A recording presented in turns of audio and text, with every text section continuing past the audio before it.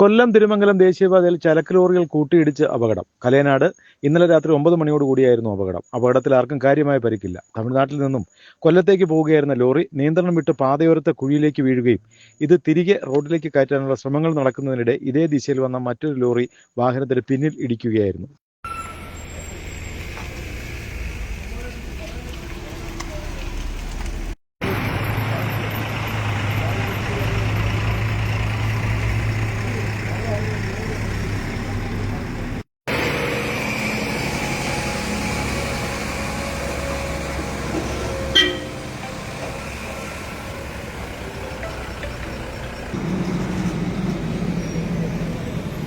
കുരിക്കാത്തിറങ്ങി നിൽക്കുമായിരുന്നു.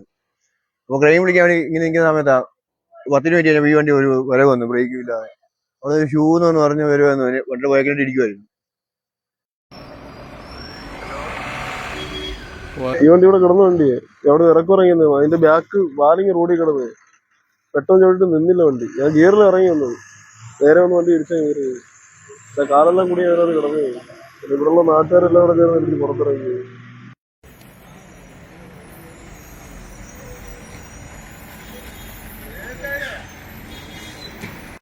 അപകടത്തെ തുടർന്ന് ദേശീയപാതയിൽ ഗതാഗതം തടസ്സപ്പെട്ടു.